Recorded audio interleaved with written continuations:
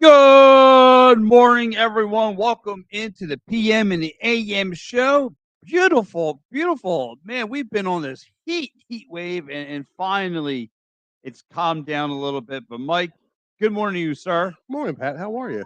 I'm doing just peachy, Mike. Just peachy. I've been on this emotional roller coaster with the fighting Phils all week, up and down, up and down. My shaft has yet to stay up in the morning for a while. But anyway, all right.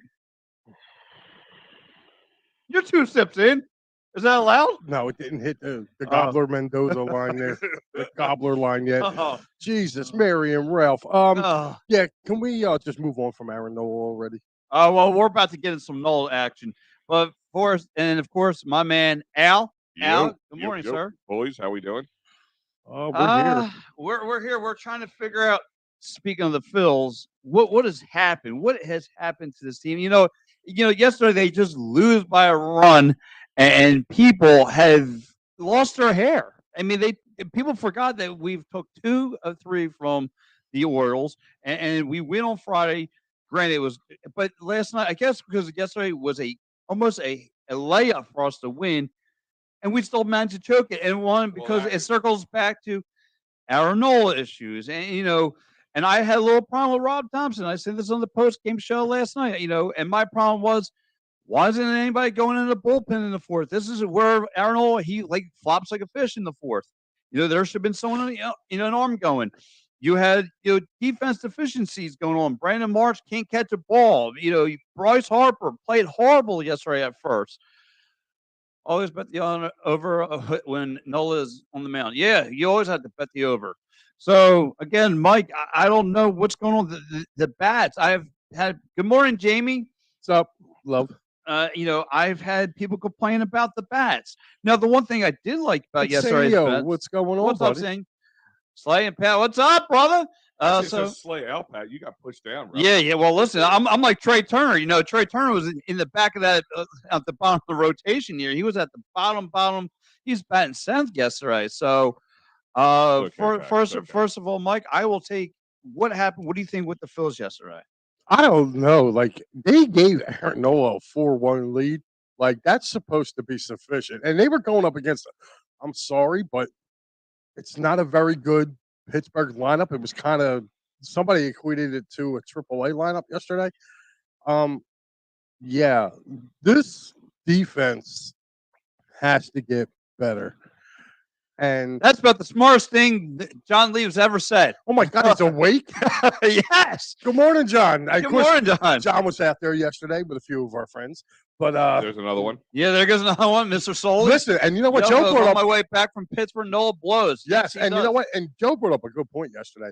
He kind of tweeted while he was at, or put out a Facebook quote while he was at the game. This dude, Aaron Nola, this year. I'm not going by what he did last year. Last October, he was great. Okay, second half of last year, he was great. I'm not buying, to me, that doesn't carry over to this year.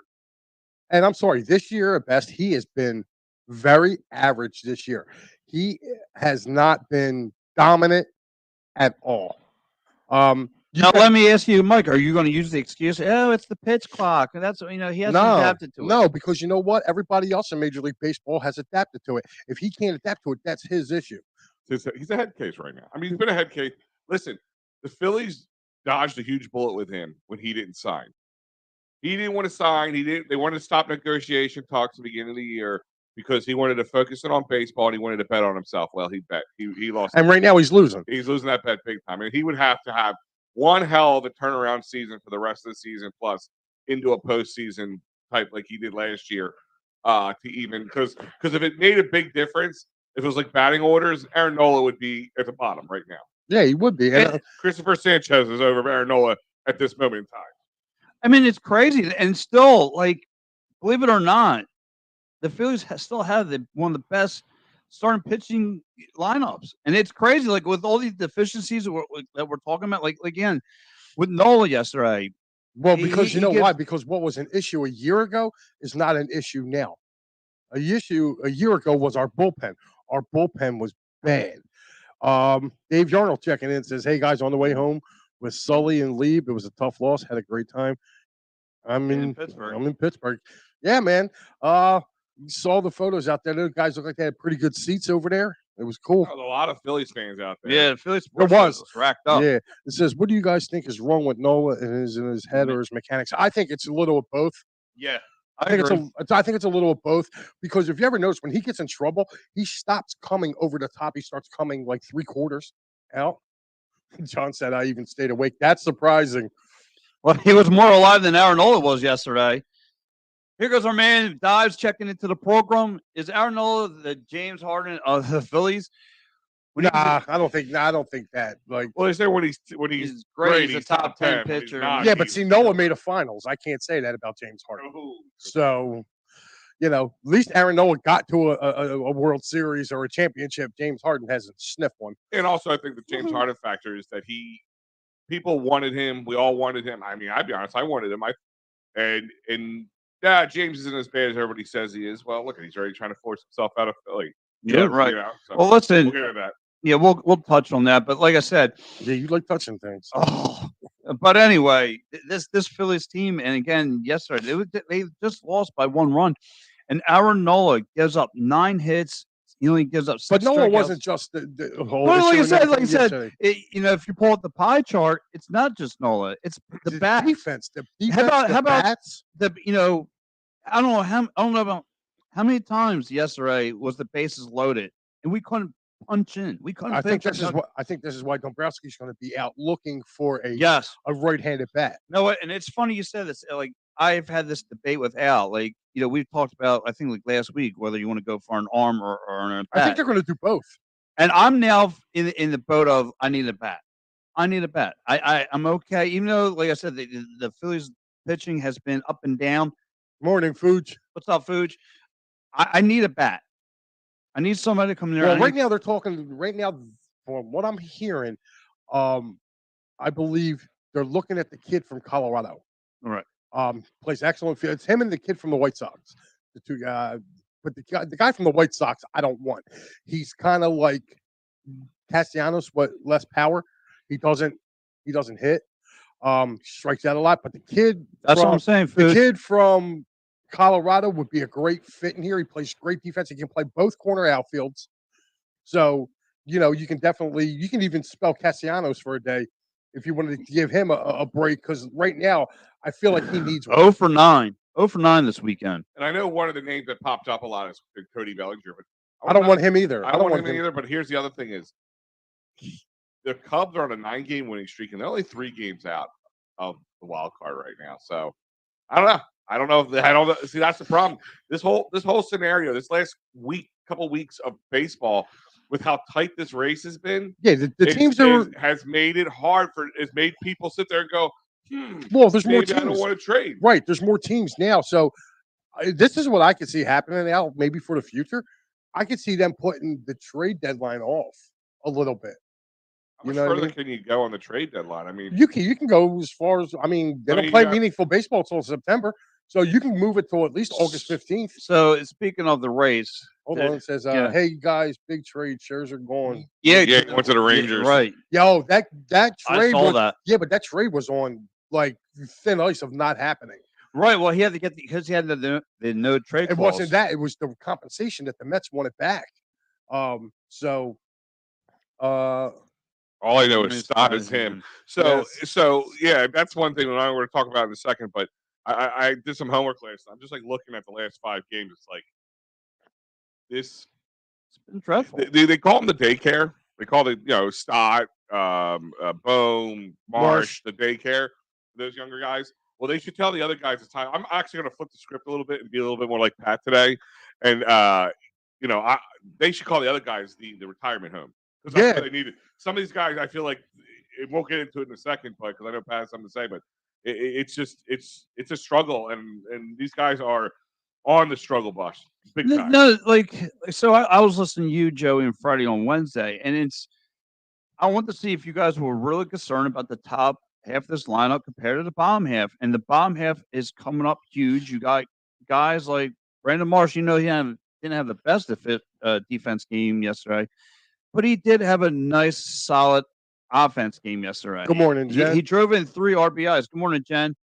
at this point, bench Turner and Cassidy. I think they yeah. should. I think they should tonight. Give them the day off. Jen, I totally agree with Do you. you? I mean, do you guys? They need to go into a brown bag and go and catch their breath. Well, listen, you can put Cave in. You can put Cave in for Castellanos, and you can put Edmundo Sosa in for Yeah. Turner. So, I mean, really, are you? I mean, really- you just sat Turner for 2 straight days. And you're gonna sit him again. I mean, Oh no. But my point is that at what point, where does sitting him do any good for you at this point? Well, no, it does. Believe it or not, if it doesn't. you won yesterday's game, I'd think more about it. No, I think you know what. Now that you mention it, he did sit 2 games, but I would rather. I would just If he's not producing, if he's not producing, like you got to let him sit down. That's who it is. Lewis and Robert. Lewis Robert. from the That's the White kid I Sox. do not want. Adam Duvall was a name mentioned, but most most recent. recently, the waiver traded in August, September don't exist. It don't because if somebody decent goes on waivers, if somebody's under you in the standings, they have first crack at grabbing somebody. Yeah. That's why I feel like Major League Baseball. I always felt like July was too early for a trade deadline. This year, it's August 1st. And now, like, they went through a slump a little bit not too while ago. Like, the Marlins are back into this race. So, like, the Marlins only a half game out. So, this is a wild. They're going to play the Marlins. I mean, Yeah, coming up. They're 3-7, but that's the problem. Here's my worry about it. This is where I get a little. I'm going to turn into Pat for a moment. Yes, it's okay to do that. No, it's Now, not. You want to grab yourself? No. Oh, all right. I mean, they're 3-7 for the last 10, but the problem is we're going to be seeing. Let's just play devil's advocate. Say the Phillies win today, they win the series against Pittsburgh. Woohoo! You're going to go into you're going to go to Miami now, right? You're going to head to Miami, and you're going to make it maybe a 3-7 or a 2-8 or a 4-6, whatever works out for Miami team. They're going to look like superstars. This is going to be the frustration part, and I knew this coming in. It's just last night. What makes last night's game miserable is yes, you can look back and say, "Oh, they just beat the Orioles. That's awesome, great." They also just lost to the Guardians right before that. Well, the Guardians are fighting for a playoff spot too over there. I mean, that whole AL East the whole AL East is really good. Yeah. I mean, if you take a look at it, I mean, the Yankees are in last place, and they're only a couple games, I think, underneath the Phillies. Yeah. So, and they're in last place. So, if you take a look at it so far, the top 2 teams in that division they've handled. The only other team that they've lost to in that division was the Yankees, but that was early on. Yeah, but the problem is you don't sit there and go in the playoffs and go, well, they did beat the Orioles at one time. Yeah. Let's put them in the playoffs. It's all about No, I understand that. But what I'm saying to you is that they've been kind of a Jekyll and Hyde team this year. They've played up and down to their competition. Now, Miami, understatement of the year, Mike. They are. Yeah. I mean, if you really take a look at it, and we've gotten nothing from Turner. You know what I mean? You've gotten nothing from him. I really think that Anthony, we heard that too. Yeah, I heard about this too. The Marlins got Dave Robertson. Yeah, I was funny because on my show on Wednesday, I said 2 retreads are going to be probably dealt. Listen, Jason Stark. Both of them did, and not to the Phillies, but I knew they were going to be dealt. Jason Stark Friday morning was on MLB Network, and I watched his interview, and that was a name that he gave also that could go back. But hey, I'm glad Dave Robertson went there because we already retreaded him once. Yeah. Every time he comes to Phillies, he just has like he forgets how to pitch. He dominates everywhere else, but he gets here and then he don't know how to throw strikes. And I'm cool with that. And I want to go back to a little bit, on this track of Nola though, and I took some notes on. Did you know he's 4th in giving up home runs? 4th in the league in giving up home runs. Well, he's given up. Hasn't he given up the most home runs this season? That's what I'm saying. He's Dude, he pitches batting practice. Batting practice with him. Like that inning's coming. That home run's coming. That's so. I mean, again, it kind of like lumber. Do you need pitching or do you need a bat? I mean, does it scare you? This is Dave Dombrowski's season, right now. What we're in is Dombrowski's season. From what, like I said, I watched the Jason Stark interview that he did Friday morning. It's already been put out there. You're not getting Painter, you're not getting Abel, you're not getting how's the other kid's name? Crawford. They're off the board. Well, then what are you trading for? So what are your trading pieces at that point? Well, I mean, you're saying those guys are completely out of the well, I don't blame them for not doing How about that. Johan Rojas? I think listen. We talked about that. I think that's why this kid's up here. I think he's a trade piece. I think this kid is making a statement why he should probably not trade him. But I mean, this guy's got ice water in his veins, and everybody's yelling at me, Al, you're gushing over this young kid. You're gushing over this young kid. I said, give me a reason not to. no, listen, and I think it was really smart. But if they can use him to bring in a Jordan Montgomery, Yeah, I dude think from the to the Phillies Cardinals. as well. Yeah. I wouldn't mind getting him because the Cardinals are in sell mode. Yeah. That's what I'm saying. Like you're going to Except be for able. Arenado, they're not selling. So is him. the Mets. Well, listen, there's a guy on the Mets that I would love to see the Phillies get, and Say that's Tommy Pham. Tommy Pham. Tommy Pham. Everybody's so there's like left and right on all that. There's nobody sitting on going. I never something. I'll be okay either Listen, way. I seen the dude play. He's not bad, but I'll tell you what, he's a contact hitter. He doesn't strike you out a ton. And right now, you need a guy who can put the bat on the ball. Like they are leaving way too many men on base. This is like watching the Gabe Kapler Phillies from a few years ago. Yeah. Where they would load the bases up and you could not get And no the runs. capitalize. You weren't capitalized. You couldn't punch your ticket. It was horrible. Right. So I mean, but getting back to Aaron Nola, I think the Phillies could get something for him. And I think that could help the Phillies move. I think they're going to move him. I don't do. At the deadline. At the deadline, I wouldn't be surprised. But my question to you is, I got it, and I maybe people think a change of scenery in an off-season acquisition for Nola, but what does it do for you right now? What does like Aaron Nola do for another team right now?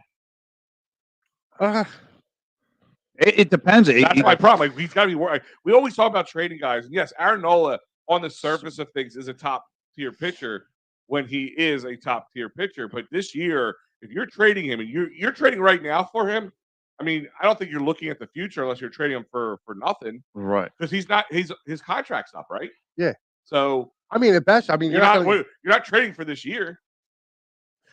I don't know. I'm just saying you're in a win now mode. But here's the thing, though. Let me ask you two guys a question, okay?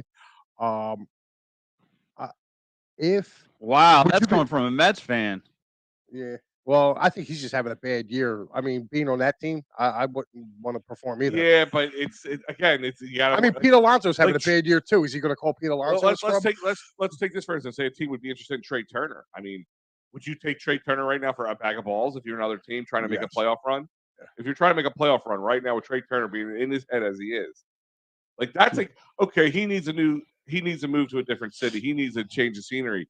That's not what you do in the middle. You do it at the trade deadline. You don't do trade deadline is when you add pieces. But what I'm saying is, but when you have 4 of your 5 starters that are coming along pretty good, okay, and every time this one guy is starting, it seems to be Jekyll or Hyde with them. Like I'm sorry, like I feel like Wheeler straightened himself out. I feel like Taijuan Walker straightened himself out. He's been pitching real good. Ranger, I'm a little disappointed in him. I thought he'd be a little bit better, but I think the late start kind of got to him. And the injury. And the injury. And Sanchez has been damn good. Like, I'm sorry. Like, I know a lot of people want to, the Phillies need a 5th starter. No, they don't, because the 5th starter spot is winding down right now. Yeah, I've been saying that. This starter right now does you nothing except for 2 months. Right. Not even. By the time mid-September is over, you're done with the 5th starter. So, and you know what? You can see those guys pitch really well if you go to sherrystickets.com. If you want to stay locally, if you're not even local, don't worry. Go to sherrystickets.com. Sports concert theater, you name it. Great prices, no hidden fees, and you save yourself an additional 10% off using that promo code EOP10. That's right, EOP10. Go to sherrystickets.com. And for all your ticket needs, sherrystickets.com. Use that promo code EOP10 often.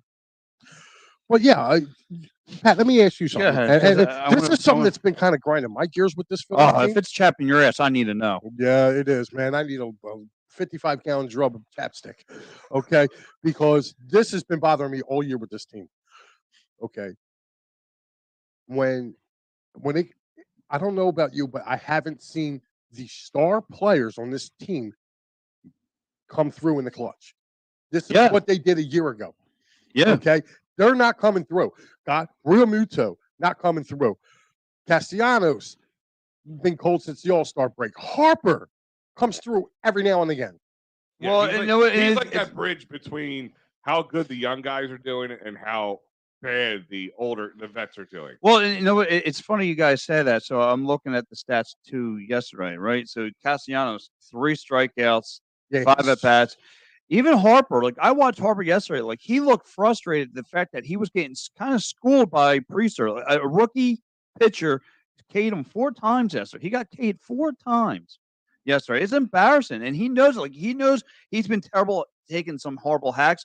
Like he saw like the one curveball that kid threw at him was low, and it was a notable ball, and he takes a swing at it. And he had that look on his face, like, what am I doing? What am I doing? Like he looked all flustered and frustrated heading into the dugout. Listen, we've been saying this all along. All they got to do is win series, right? So if they win today, they win the series. And the person I'm not going to get on about Kyle Schwarber, because he's got 3 categories on: home run, walk, and strikeout. Well, so far he's been doing a hell of a job getting on base.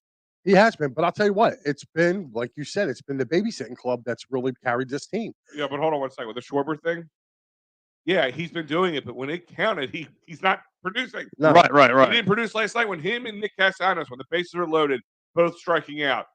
And JT. That's the problem. That's there, and I think JT doesn't get enough fire from us because of the other two, or so. Oh, I've been on it, but you guys I've been nuts. No, you guys already bet me over the table and it's banked. But you would have enjoyed that. Yeah, it's not a punishment for you. Yeah, I'm being serious. Like, no, like I've been critical of JT all year. I've been asking where he's been. Like, as far as I'm concerned, like to me, he hasn't warranted to be that 4th or 5th batter in this lineup. Like, he's one of the guys I would drop in the lineup. Okay. Oh, I said that. To me, honestly, I think Stott and Bohm need to move up. Yes. That right there. They got to move them up, because if you're not scoring runs, you got to put your guys who are making contact, getting hits. They got to be 4, 5, 6. I literally said to my wife last night, I said, honey, take your pen. No. I said, honey, that's really, that thing is really coming over there. I said, Jesus, I ain't got enough coffee for you too. I said, why is it when the 7, 8, 9 hitter are up, I feel more confident than the 1, 2, 3 hitter? It's bad. Even, I saw Batalco put that up as a tweet. Like, he was like, why is it that the bottom half it has more production than the top half? I'll give you an answer, really.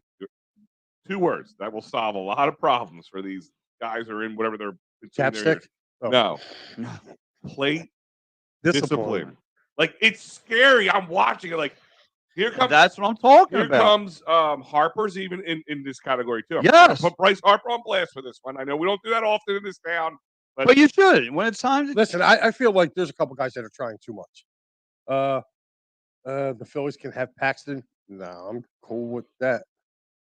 You guys think all the pressure getting to the players because everyone's expecting them to be perfect? No. I mean, in a game of baseball, there's no such thing as perfect. 30% of the time means you're doing very well for yourself. Well, right, exactly. Here goes the thing too with the Phillies. I want to get back about this lineup because, like I said, I've been scratching my head and I don't understand what. Like, I don't know if they're not getting enough batting cages, batting time. I don't know what it is. I mean, they're struggling. It's just the funk, dude. Like, yeah, right. I mean, they're just hacking at some. If it wasn't for these young guys, we'd be below low on the. Al, like you said, you spotted down. Plate this one, the bottom half, the top half. I don't understand. You guys are setting the tone of the game, and Kyle Schwarber and Turner become 1-2 outs. You have Bryce Harper just hacking at him and Nick Castellanos. How about Stott yesterday? Stott again. He had a good game. Brandon Marsh. Let me give you guys this for a second. I sat down last night. I'm like, I just pulled out a piece of paper. I'm holding in my hand now, and I just looked at some of the players, and I looked at the series so far, the 2 games against the Pirates, and then the last 5 games altogether. Right. So Stott in the series of Pittsburgh, just alone 2 games, he's 5 for 9. Okay, so he's batting over 500 already. Right. He gets an A. 1 run, 2 walks, 3 strikeouts. In 5 games, he's batting he's 7 for 21, which is over 300. He's 3 runs, 3 doubles, 5 strikeouts, 1 RBI. So, in the key things you're going to see the strikeouts. Alec Boehm, he's not having as good as, but he's still producing. Yes. Over his last 5, he's 1 for 6. I mean, over the Pittsburgh series, he's only 1 for 6, but 5 games, he's 5 for 15. Altogether, he has 3 RBIs over that 5 runs, 3 walks, 1 strikeout. You'll see the scenario here where walk strikeout ratio is just the difference maker. Right, here. they're seeing the ball better. Yeah. And how about Rojas too? Like Rojas is batting 330, right? That's what one thing. I put Rojas here at a little star because I'm going to point out why everybody's breaking my stones about how much I love this guy. But first of all, watching him play the field is just fun. Yes. since one has been Phillies, any baseball defense just fun to watch. He's fearless of playing that outfield. He's fearless and jealous. Man has ice, and I say man because he ain't a boy. He became a man pretty quickly so far. Now listen, and it took me 23 years to become a man. We're still waiting. We're still waiting. But my point is, here is a guy. Now listen, give him some time. Maybe people figure him out a little bit. I don't know what it is, but the difference between him and having, like, I would have rather see him up at the bat, except over Nick Castellanos, over JT Realmuto, at times over Kyle Schwarber, at times over Bryce Harper, at times, because the man has ice water running through his veins. He does not seem to fear any moment whatsoever. He was 1 for 2 in this Pirate season, so he's back 500 with the one ribby and a strikeout we saw last night. Now, in 5 games, and this isn't 5 games, he's only batted 9 times, but he's 4 for 9. Right. With 2 ribbies, 1 strikeout, 2 stolen bases. Like I said, it's crazy because he's... Yes, Matty B, this is who they are. I'm sticking by that comment. Good morning, Matt. Good morning, Matt. So, what's up, Sean? What's up, guys? A lot of them should be Bryson Stott. He goes Bryson Stott, Harper, Baum, Harper, Schwarber, Realmuto, Trea, Castellanos, Marsh, Rojas, and Sosa. So I'll be more than happy. I'll move Marsh up behind Harper. Thank you. Right now, dude, Brandon Marsh is, to me, offensively. I know he had a bad judge of a ball yesterday, but normally he's pretty spot on. Well, that's why I said his defense sucks, but his offense is pretty decent. No, his defense doesn't suck. No, he sucks. No, who? Brandon Marsh? Yeah. Come on, dude. No, he had a bad play yesterday. He has more than just one bad play. He should have played it off the hop, and it would have solved. It went from a 3 ribbies to maybe 1, maybe 2, depending on how he fielded it. But like I agree, he made a mistake. But you tell me outfield with Rojas, Marsh, and Jake Cave. Jake Cave has been playing some decent defensively defense. isn't like a scary outfield. Like 3 guys who can cover the entire outfield. Right, that's what I'm saying. And I've been on his ass like a tick, but Jake Cave has been really, really solid. Does he know? Poor Jake. But he's been really, really impressed me with his defensive game. I know you're a Mets fan, but how are you going to say you use the term terrible? Yeah. I mean, just looking at your lowlights of your team. I'm not trying to be a jerk. I'm not taking shots at the. I mean, I actually feel bad for Mets fans almost. I go 86 and forever. Yeah, like that's one fan base. I hope they wallow in misery. I hope they lose every World Series they ever get to. It's like terrible. Like they're booting balls that they should easily field. It's like listen, we're struggling. Remember how many people wanted Buck Showalter here? Oh yeah. And I said, dude, that's going to wear out real thin up in New York. I was like, they got rid of him in New York once already when he was with the Yankees. So I want to ask you guys, and I'll go separately. Mike, let me ask you. So today they're going to be facing who do I got? Rich Hill today, right? Mm-hmm. First of all, what is the major issue to the top half of this lineup? What are you taking away from Harper? What are you taking from Castellanos? And can they turn it around today? Listen, Rich Hill's a tough pitcher. He's been around. But they can get to him. Like this Pittsburgh lineup, like them scoring 7 runs yesterday, it took an error for them to score 7 runs. They're not going to put up that type of numbers. They just traded their best power hitter, Santana. They just traded him to Milwaukee. Yeah. So right before the series started. So they're pretty much doing what Pittsburgh does in July. These young guys are up here. They're all getting. There's guys getting MLB getting their shine. And look at the Phillies are. Aaron Nolas make them look like superstars. Right, exactly. So and you got Taiwan Walker pitching. Who was their guy? No, who's pitching this? Sanchez. Christopher Sanchez. Oh, Christopher Sanchez. Who was the guy last night? They played second baseman for the first time in Major League Baseball, and he's out there making like web gems. Yeah. Well, I mean, listen, that's. But let me hear you. I mean, is it okay for you to get on Harper? No, like what's going on with Harper? There's nobody. If you're in that starting 9, like you can be criticized. Like I'm sorry, I understand Harper came back early. You kind of give him a mulligan because of it's going to take him a minute to fully recover from the surgery he had. Yeah, we kind of knew that going into the year. But these other guys that have to be around him, guys like Realmuto, guys like Trey Turner, who you're paying $300 million to come in here and be that spark. Where's this dude that was in the World Baseball Classic, that was hitting home runs and making catches. Like that dude played, he played real awesome with that USA across his chest. But ever since he donned one of these, He's been cursed. my man's been ghost. So, Yeah. I'm sorry, he's got to be held accountable. Castellanos, he had a great first half. You know what I mean? But we're in the second half now. Like, all right, dude, you're struggling a little bit. Maybe he does need a day off. Yeah, and like I said, I want to piggyback off you too. Well, Nick was riding a high, and for a long time too. I mean, dude, he carried the team. He carried the team in the first half. Yeah, yes. for the first half, not for a week or month or anything. He carried it for a long time. So I'm not going to get on him as much. But as far as these other guys, yeah, I'm going to get on him just because the fact is it's in their head. Like they're up there.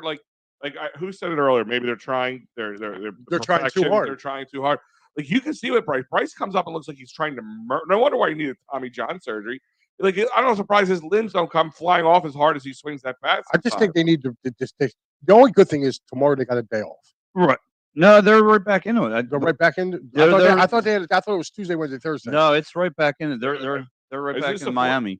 I was going to say, is it a 4-game series with Miami? It's 3, and then they got. I think it's 4 with the Royals. Oh yeah, it's right. Kansas City comes here. I don't think it's 4. It's 4. It's Monday, Tuesday, Wednesday, Thursday, Miami. 3 Oh, okay. So I thought it was Tuesday, Wednesday, Thursday. So, but again, the only good thing is it looks like they won't be getting. I don't think they're getting Wheeler in that series, so I'll be happy with that. Like I said, and I want to piggyback what you were saying earlier about the lineup, and it's just like it's just puzzling to me with these guys. And like you said, I don't know why Baum and Stott are not at 2-3 batting. If you feel comfortable with Kyle Schwarber being your leadoff guy, that's fine, whatever. But you need production, and guys like Bryson Stott who've come up big for you, and Alec Baum have come up big for you. You need them. They're your most consistent bats. Right now, Bryce Harper, I don't know where his head's at. Like I said, last night had a horrible game playing defense. He was all in his head, like Al just alluded to. He's trying to kill balls, and he's swinging at just about anything. I mean, he knows he's been frustrated. He knows there's pitches that he shouldn't be swinging at. He's swinging at them. And then you got Castellanos. I don't know where he's been. Like I said, 0 for 9 in this series. So these guys really need to work on our craft. And again, we don't get on Rick Muto enough because we love him for his defensive game, but he needs a little criticism. Yesterday, in big time clutch, you had guys at the corners. You could at least, we're looking for some kind of offensive opportunity for him to come up big, and he doesn't.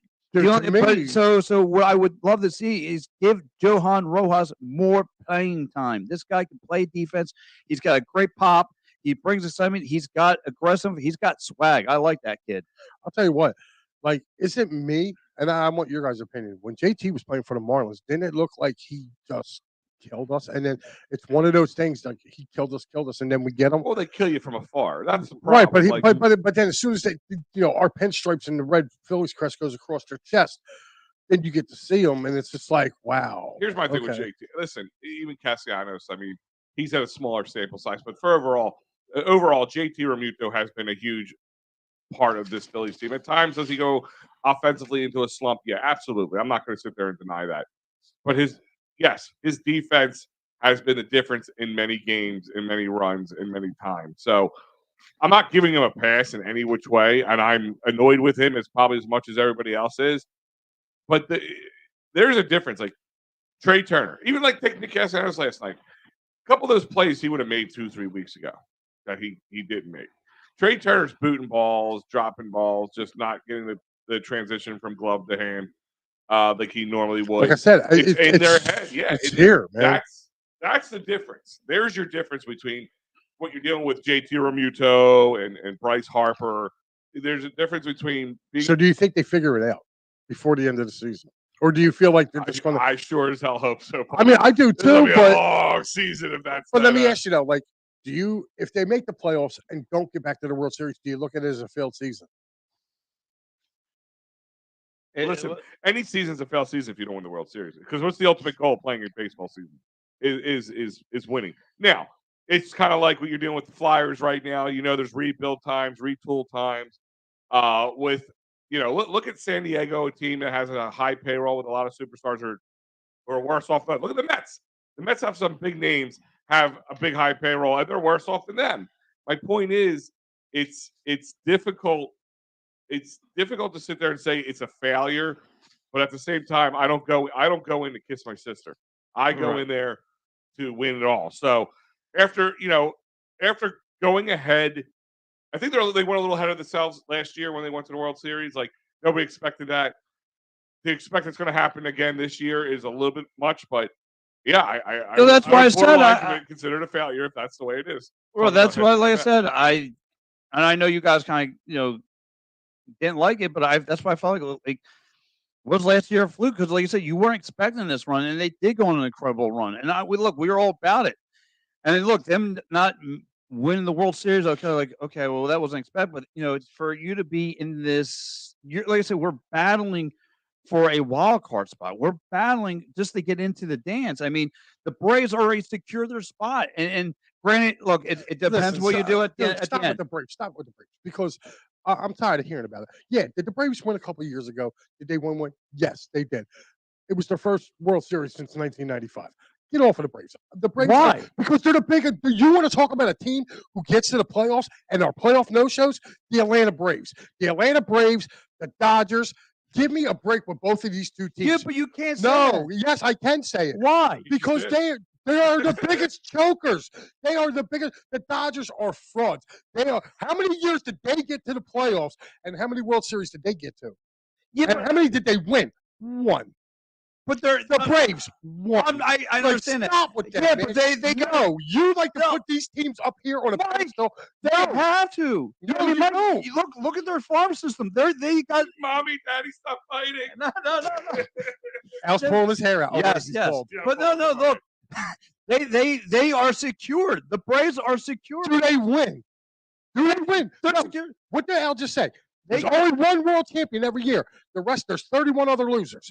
Guess what? There are 31 other losers every year. I'm tired of hearing about the Atlanta Braves. I'm The just being a realist with No, you. you know what the Atlanta Braves are? What? The Atlanta Braves are the Dallas Cowboys of baseball. They look really good, and they look really good in the regular season. Let's not go and that far. oh, they are. Well, I don't know because they haven't won one in a long ass time. But this is what I'm saying. I get what Mike. Accidents happen. I know. Accidents happen. Look, Yeah. so I know they are. Out of a rubber. Them, It took the pandemic, Them- that 60-game yeah, season exactly. for the Dodgers to win. exactly. Them and the Dodgers. Like, give me a friggin' break. Okay. Now you want to come talk to me about teams that like when they get in the playoffs, they do some damage. Like the Giants, when they get in, they win. Okay. Well, they're okay. No, they're No, okay. Listen, since let's stop that for the Giants stuff. Yes, in 2010, around that time, Yeah, the they had a the lineup. Giants were good. Right. That was a red hot Madison Bumgarner. Yeah. The Giants in the last 5 years have been good regular season team. They had 100+ wins, a few years ago? Yeah, and choked it away. And they choke away all But- talking about choke artists. They're the worst. No, they're not the worst. The worst are the Braves and the Dodgers. They are the worst. Plain and simple. There you go. Wow. The Braves are. You know what? That's even a better analogy. They're Yeah. the Buffalo Bills. At least they get there, but they choke harder than a. I Yeah, got well, you. hello. I got Hey, you. how you doing? Good I times? almost went that Spent there. the hat on Tuesday night. We Yeah. know. Yeah, we Uh, know. Is muffler mic around yet? Jesus. I Well, told look, you, see, but real look, quick- we're talking about choking, and now he wants mufflers. Oh. Well, real quick, guys, before Mike gets on the phone here, I remind you that I know the Phillies are struggling a little bit, but I feel they're going to get things right at one point. And the way to go out is go out to San Diego and go to phillysportstrip.com and hang out with the Phillies and the Phillies fans out there. Watch them at Petco Park from September 2nd to the 6th. It'll be an amazing trip. Check it out. phillysportstrips.com. But guys, also we're going to talk about it a little bit. The Eagles are back, and the Eagles season's about to kick off, and they have a lot of different trips, starting with this one right here, New England. Head up there to New England, September 8th to the 11th. If you can't make out to Petco Park, you can go here. Hollis Thomas will be hanging out. They have a local Philadelphia Eagles fan partners out there, Philadelphia fans of Boston. You got to check it out. phillysportstrips.com. So many, all the away games are lined up. And we are back with Pat and Mike. We're waiting on Muffler Mike to call in, and we'll go from there. Oh, well, look, when he gets on here, listen, again, the Philadelphia Wings have made some moves. Here it goes. He wants to know if we're, I'm sorry. It's a call in, Mike. So, Mike, if you're listening to the show, just call in. I'll hook you up. And, So, like I said, the Phils, though, they need they need to figure this out quickly. I mean, again, and I'm with Matt. I fear this is what they are. I feel like this is what they are. This is. I don't know if it's good problem. Like Mike said, though, Mike did bring up a good point last week. And there's a lot of baseball teams that they're already thinking about their football teams already. Like there's no summer help. You're kind of waiting for fall to come around because your baseball team stinks, and when your baseball team stinks, that means your summer sucks. So, I mean, and that's but like here we are in a battle, in the midst of a battle, to try and wrap up one of these, wild card spots. So if you want to look at that as a plus, that's fine. I said it already. These wild card spots are going to be like this influx. Yeah. For a very long time. Like Matty B was breaking my stones earlier. I said it before.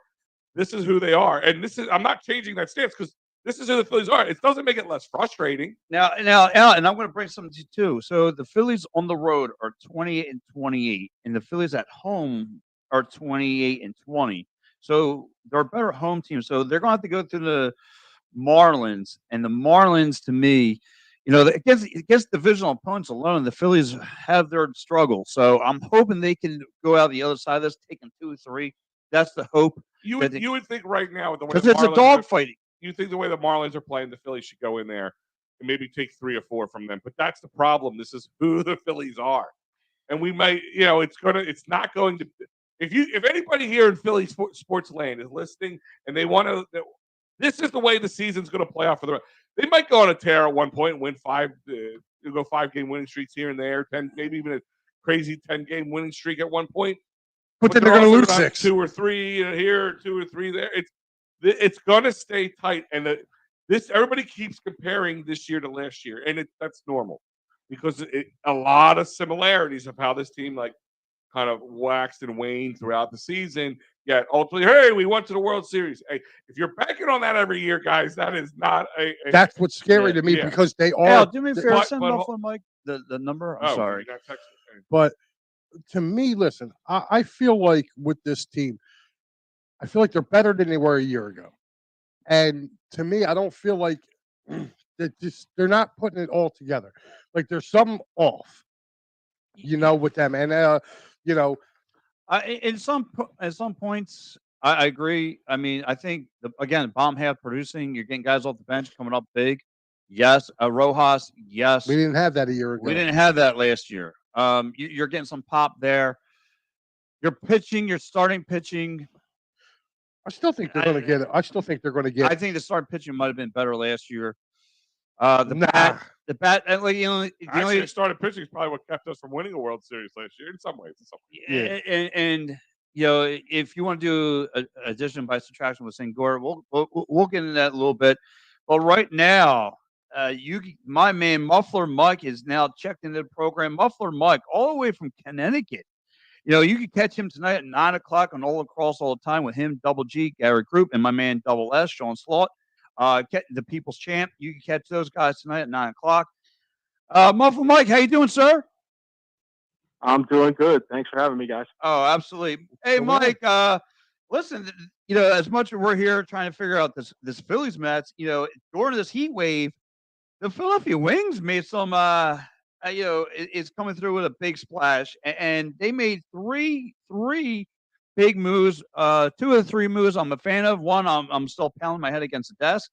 So they signed. The first move they make is with Mitch Jones getting a 2-year contract. So what's your take with that, Muff? Yeah, obviously that is huge for Philadelphia. He really boosted their offense. Prior to his arrival on January 31st, they were 2-4. They were averaging 9.83 goals per game. Over the next 12 games, that number jumped to 11.75. And they went 7-5, had a couple of close losses that really, had they won, they could have been in the playoffs this past season. So it's definitely a big signing for them. He finished 3rd in the NLL, scoring 126 points. He did have the benefit of an extra game because Vancouver had already played 7 games before he was dealt to Philly. really the other key part of his arrival was it allowed their other big free agent signing from the previous season, Joe Resetarits, to achieve his third 100-point plus season in his career. And he's the only American-born player in NLL history to have more than one season scoring 100 or more points. Yeah, and like I said, and Joe Terrence needed that, that dynamic duo tag team partner, and boy, when we brought in Mitch Jones to be the quarterback of the team, man, it kind of uplifted the guy. So they've been a 1-2 punch, and like you said, you had you you know you like now you're going to get Rambo back. You're going to have a couple other pieces that they're going to be able to, to bounce away from. So, I mean, I like the signing. We're going to have him for another 2 years. I think, and it's so funny. I was talking to the assistant, what's his name, Lunder Miller. I was talking to him on the elevator, and he told me himself. He said, "Yeah, they're looking to get this deal done," and I was glad that they got it done. So, what's your take? I mean, does this help them boost into, what do you think, a playoff contender or something? I certainly think so. I think having the two of them kind of anchoring each side of the offense for a full season is going to be huge versus 2/3 of a season. I certainly can't see both of them falling off as far as their production. They're right in the middle of their primes. I think Resetarits is be 33 or 34, and Jones I think will be 31 or 32 years old. So, but NLL primes are a little bit different than the other sports. Usually they tend to be slightly on the older side, although with the youth movement, that window might shift and be more in line with what you see from Eagles, Sixers, Flyers, and Phillies. Mm-hmm. So it's going to be huge. And knowing that the two of them are both locked up for the next 2 years is huge. Knowing that there's likely no expansion coming soon. That first wave of expansion is kind of done now, I think.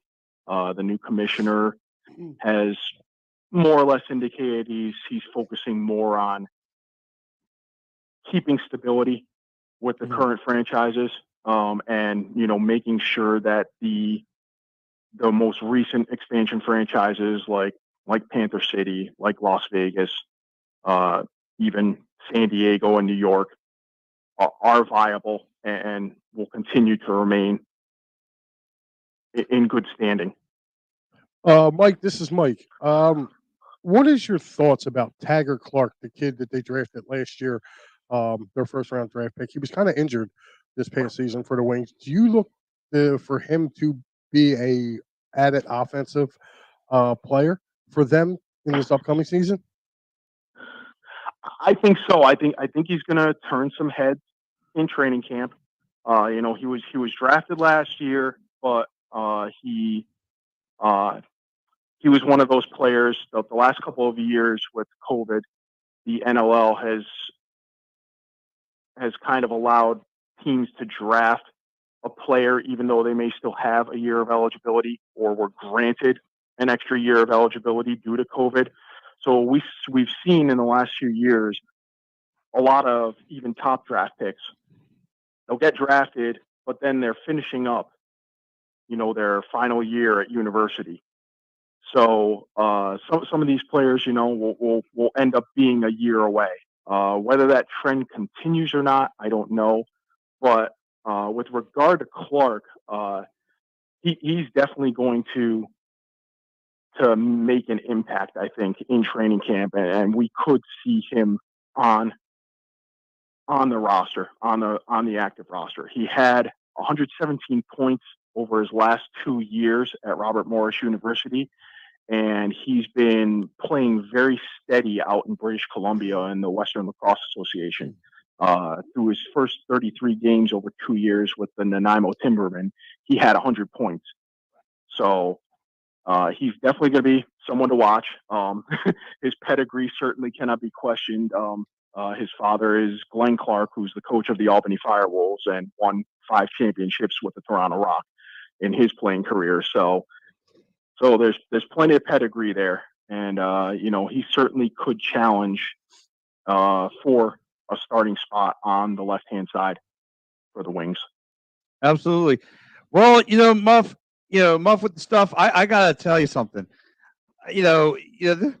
This move that they made with my man, what's his name? It's driving me wild. Like I've hit my head off this table multiple times of why Higgins is getting a 2 to 3 year contract extension. And I'm just trying to figure out why.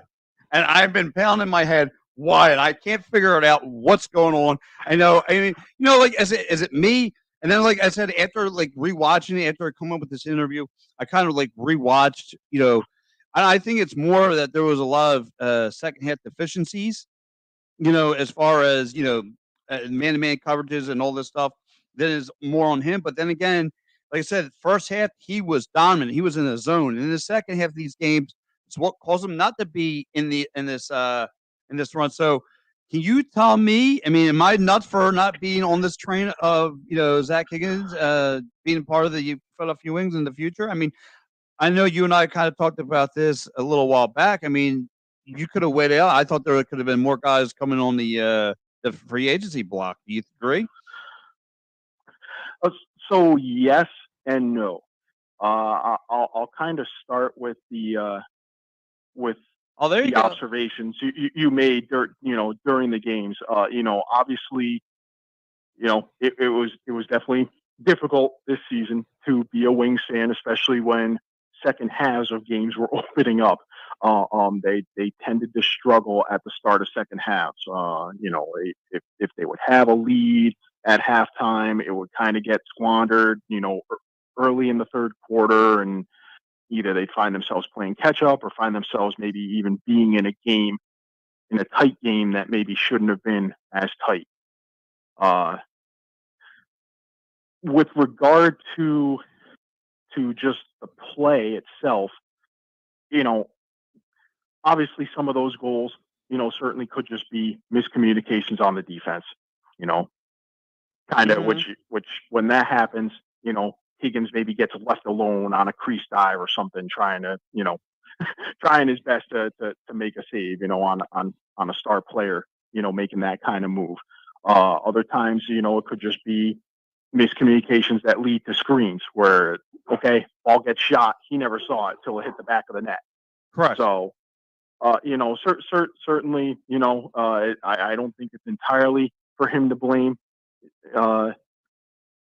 With regard to the free agency and who is available, that's a bit of a different story. Okay. There were a pretty significant number of goalies who were available, either who were unrestricted free agents or were restricted free agents that might have been looking to go elsewhere, or might have been available for Philly to offer a contract to. Now, the problem with restricted free agents is if another team makes an offer to a guy who's a restricted free agent, the team that currently has his rights has 72 hours to match that contract, and they retain his services. So it's right now, the way restricted free agency is set up, it's very rare that you see another team giving an offer sheet to a player just because they expect that, the team holding them is going to match that deal and retain their services. Mm-hmm. Now, with regard to unrestricted free agents, a lot of big names: Nick Rose in Toronto, Dylan Ward in Colorado, Matt Vince in Buffalo. Unfortunately, because of their stature and because of how their teams are competing at this point, you knew they weren't going anywhere. Certainly, Colorado's going to keep Ward.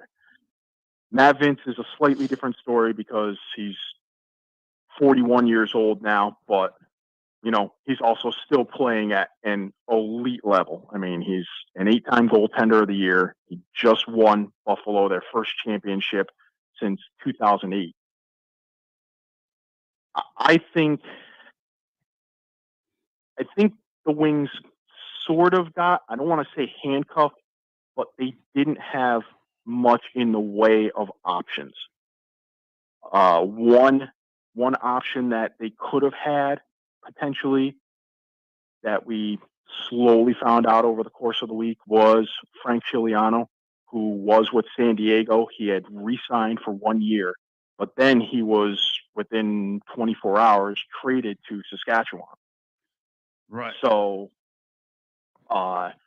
since then, I found out that the main starting goaltender for Saskatchewan last year, Alex Bouquet, was re-signed for 2 years.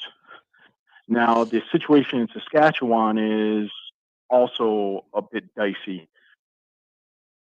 General Manager Derek Keenan's kind of returned to figure out the rebuild for Saskatchewan and get them back. He's obviously not happy that they didn't make the playoffs this year, despite gradually losing some players from their dynasty of 2015 to 2018. Part of that was through expansion. Obviously, they lost some players, but right now he's got, I believe, 3 goaltenders under contract and a 4th who played with the team last year. So he has Chiliano, who's likely expected to be the starting goaltender now. He's got Bouquet, who's signed and under contract.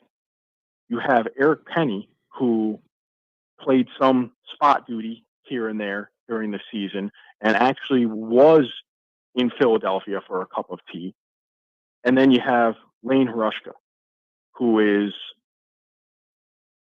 a draft pick that came to them via Georgia, and he's actually a Saskatchewan product. And the expectation is that he will likely remain with the team. Now, whether he remains on the practice roster, that remains to be seen through training camp, but you have to figure either Bouquet or Penny is likely on the move. If I had to speculate, Right. Whether Philly would want to trade for Penny, I'm not sure. I'm not sure that I don't want to say that it wouldn't be an upgrade, but I don't want to say that it would be an upgrade. It almost feel like a lateral move.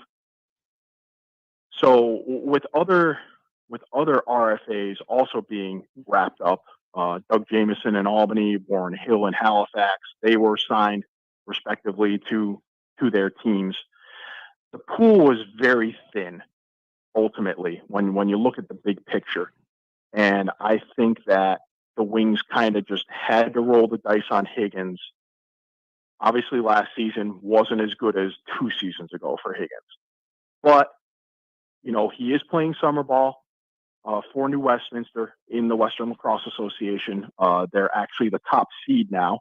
He made 44 saves in a win against Nanaimo last night to seal up the top spot for the playoffs for the Salmon Bellies.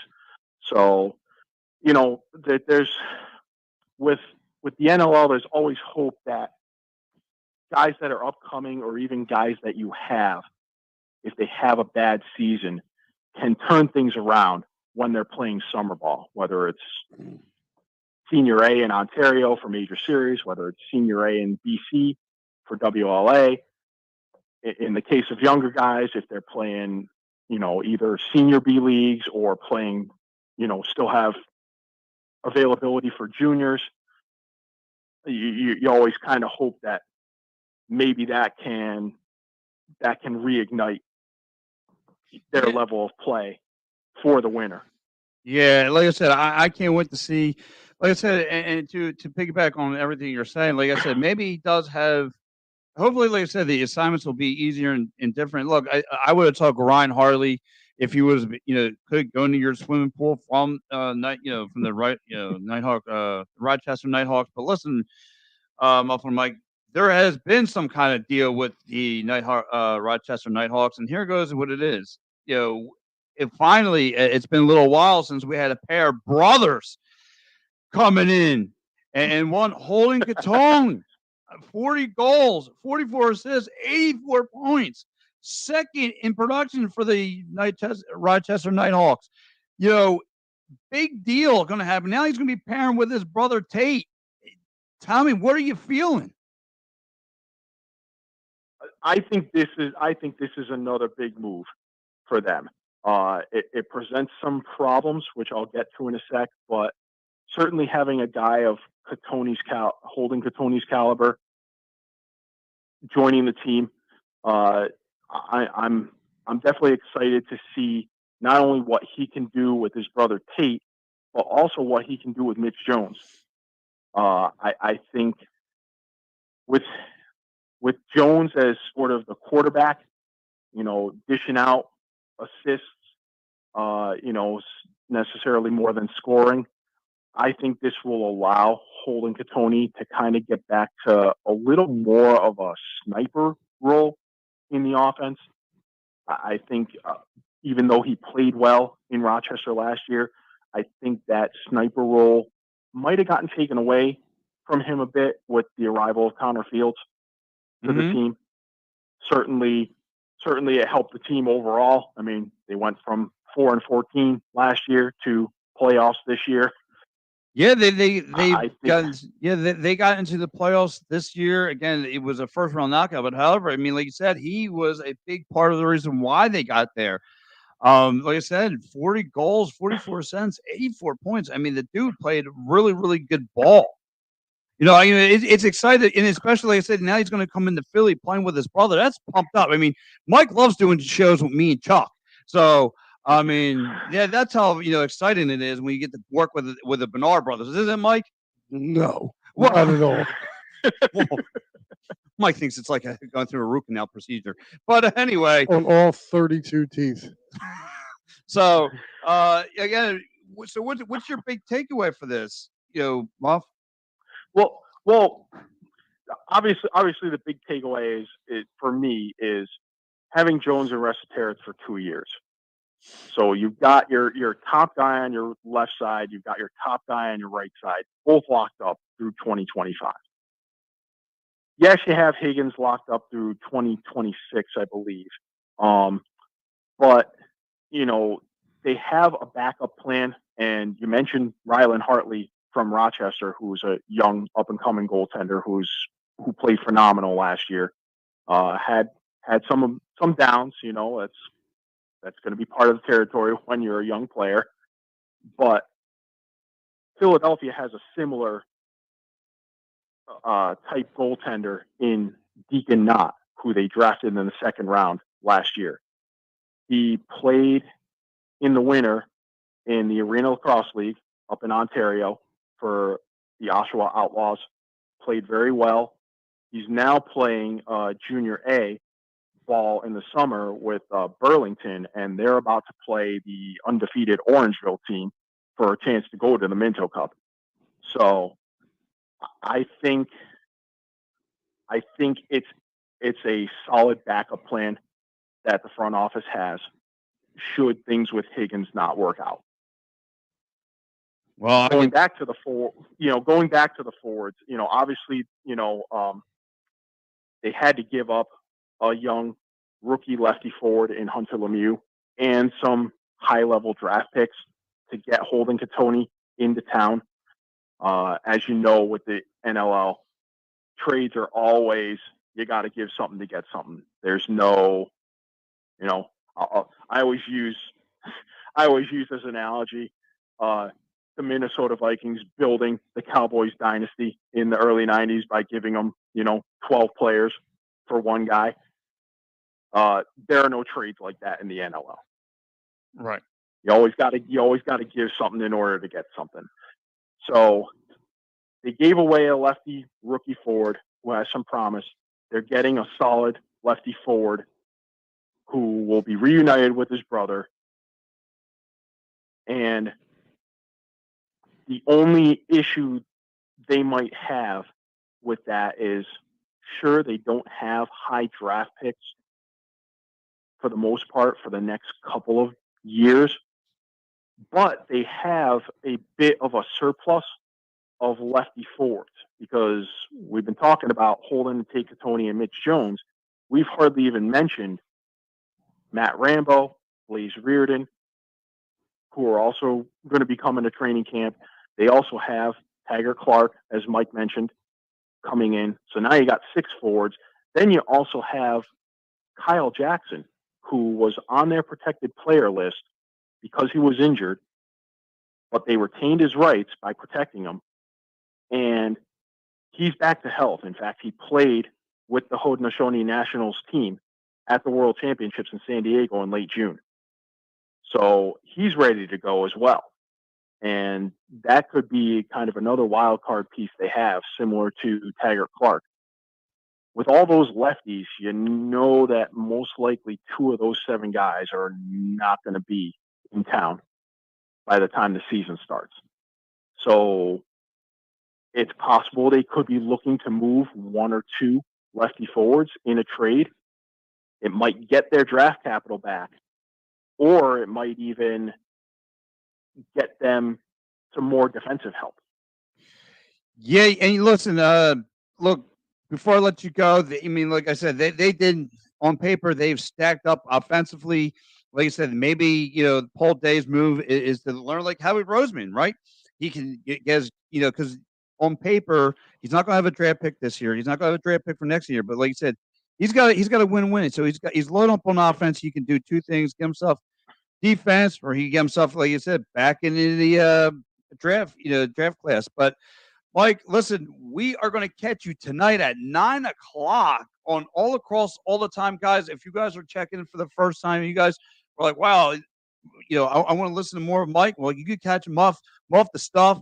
You can catch him tonight at 9:00 right here on Edge of Philly Sports. So, guys, stay tuned, and we will be talking some PLL.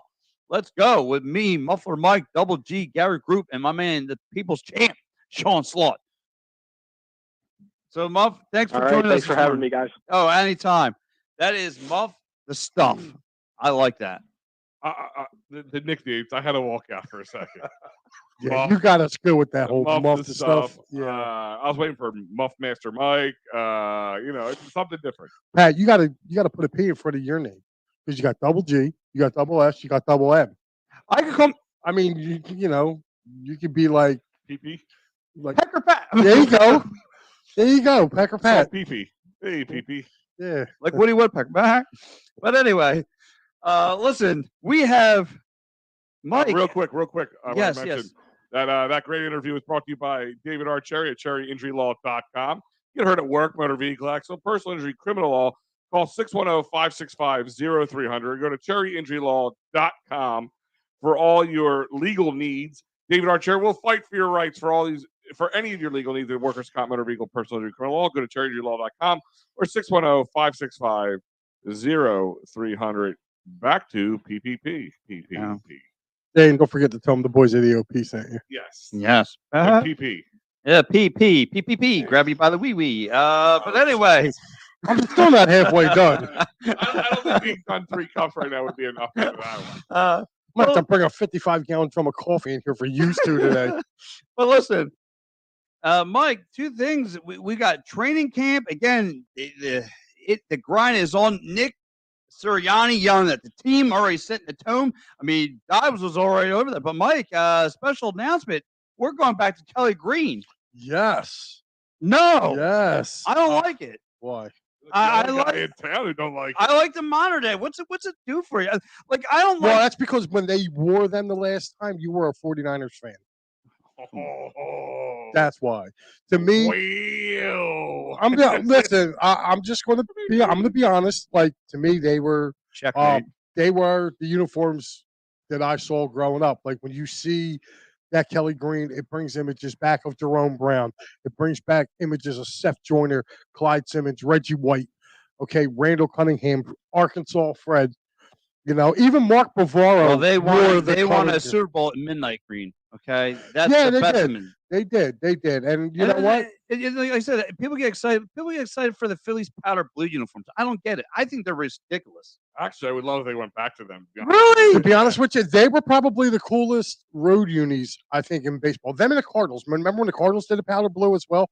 They were really cool. The maroon looked better than the red, though. That was my thing. Yeah, it did. It did. I mean, if you watched like the Cardinals when they had their version of the powder blues, it was kind of with the red. It was kind of like a blur. At least with the maroon, it kind of looked all right. But it's a sense of nostalgia, Pat. It really is. And the Eagles were banned for a long time, and I remember the uniforms they wore before the Kelly Greens when they were wearing those mesh looking things that they had. Okay, and the team wasn't very good. Buddy Ryan came in. They switched up the jerseys. And the moment they switched up those jerseys, that team started becoming a perennial playoff team. So that's why those jerseys, I think, are really beloved, especially from guys my age group. You know what I mean? I'm in my late 40s. So for me, that was right around the time, when you started heavily getting into football. You had Buddy Ball here. Yeah, Buddy didn't win a playoff game, but, Buddy made it a point to, he painted Dallas as the evil empire, and his thing was kicking the crap out of them. So to me, I can't wait to see him. And I think the Brandon Graham number 55 looks really, really good right there. What do you think? I like it. I like the Jalen Hurts one. I mean, the pose, everything. But you don't get the love. I don't get it. I don't get the love like everybody else. Maybe because and you got to remember too, when they went to the Super Bowl, they wore that style helmet. This is what stopped the Kelly Greens from coming back, was because the Eagles had to get licensed through the NFL to wear those helmets, which I didn't understand, because it took us forever to try to, from the NFL, to let us go back to the Kelly Greens. But the rush colors, teams were not allowed to have two different helmets. That's bull, because look at the Cincinnati Bengals. They had the all white helmets to go with their uniform just last year. So I mean, maybe they paid for it. I don't know. I don't know, but something didn't sit right with me with that, because there was other teams that could go back to their former looks. Even Atlanta did the red helmets a couple games. Yeah. So I mean, to me, I'm glad that they're back, and to me, like I said, that's a little bit of nostalgia of when the Eagles went from being a really bad team to being a perennial playoff team and always being in the mix. And I get like a lot of people who are from the 80s. It takes them back to their childhood and late gets them 80s, late 80s. Late 80s. Well, it gets them excited. I mean, you know how retro things work nowadays. I mean, people play old Nintendos because they want to relive their fond days of their youth. But I got Kelly Green does bring you back to this angry smash mouth football era that us guys in our 40s have lived through, or at least that's where our fandom started for some right. of us. I mean, dude, there was no better look on a Sunday afternoon than when they shot it in. When you got a camera shot of Seth Joyner, and he had the look on his face like he was pissed off at the world, and you're like, pretty and he still has that look to this day. But I mean, you looked and was like, yeah, that's our guy. He's going to, like, when you watch Seth Joyner play, that dude was going out. He was going to kill somebody. And to me, I was always like, yeah, that's my guy right there. But again, listen, the Kelly Green is for them to sell a lot of jerseys. Let's just it's a money grab. It's a damn money grab. But hey, it's going to be worth it. We talked about, like, when they were talking about these were coming back out, and then the Flyers announced that they were going to go back to that more burnt orange look. And I said, like, if we had to go back, and you could go back in time and pick the team to go one jersey, and that's it for the next 25 years. Kelly Green won in the landslide. Yeah, but I didn't agree with it. I didn't agree with it. I said of all the four major teams? Yeah, like I said, I got one. I would say burnt orange, of course, for the Flyers. The current Sixers uniform is where I like. I mean, I'm not a big fan of the. I like the all reds. I got to be honest with you. If we're going to talk Sixers, I like the millennial one, the millennium one.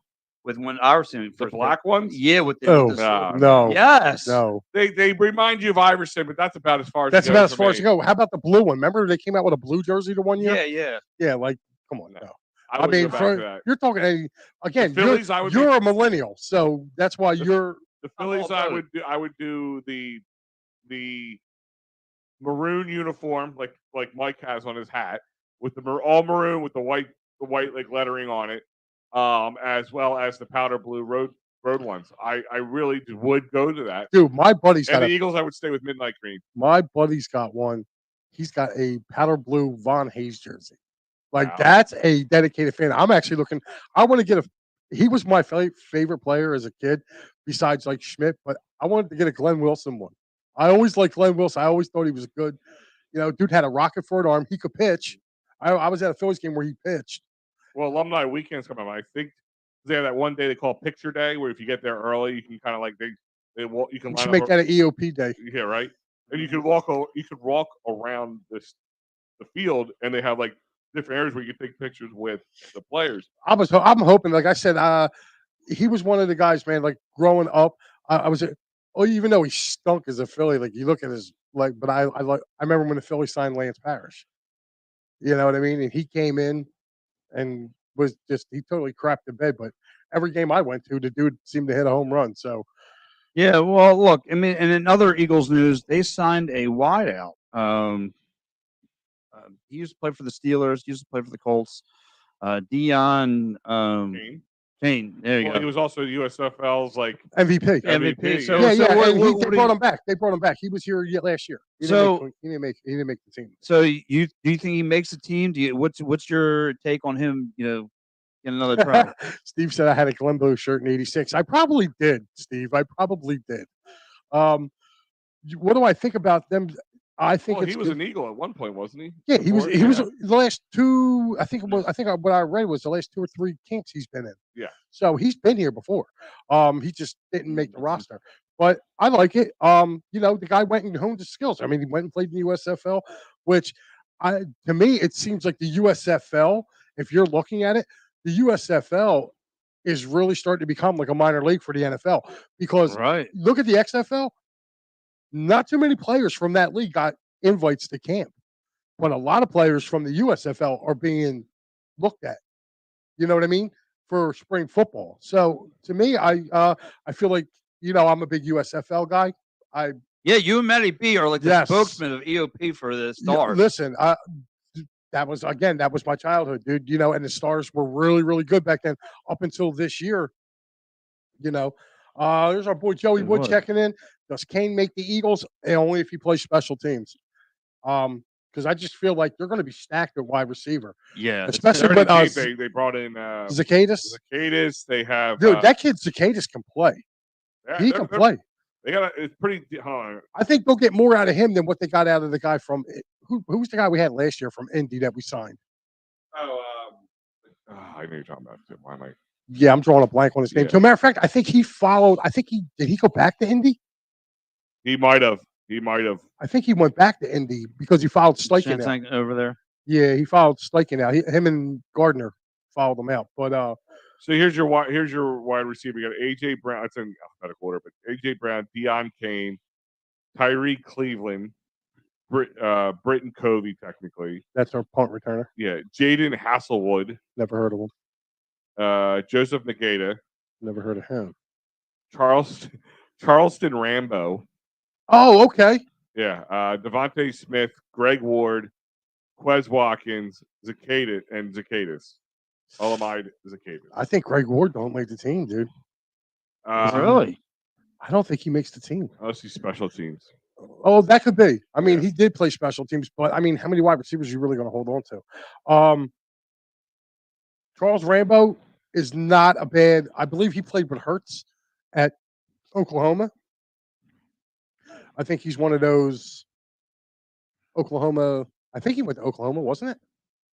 Rambo? It was either Oklahoma or Ohio State. One of the two he went to. There right now. I'm pretty sure he went to Oklahoma. And I think he played with Hurts. But he's another guy. Miami. He went to Miami? No, that's the wrong Rambo then. Because there was a Rambo on. Oh, Charleston, Miami. He's 20 years old from Miami. Okay, yeah, and he must be. And that's another Rambo. There was a Rambo that played wide receiver at Oklahoma when Hurts was there. Okay. So I kind of figured that might have been the connection.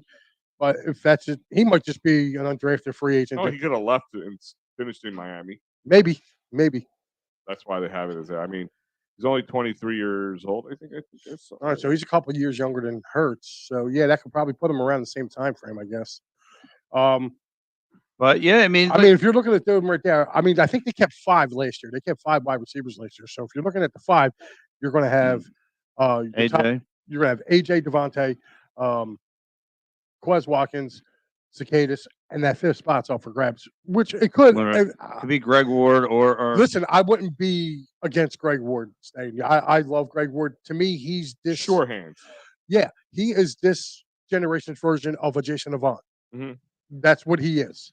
Good You- analogy. It is. Well, not well. Of course, it's good. It's coming from me, but oh boy. man, A morning. It is a morning. oh, it is. Hey, And look, some of guess us what? If got I the got to wood. spit out some coffee this morning, so are you two bastards. Yeah.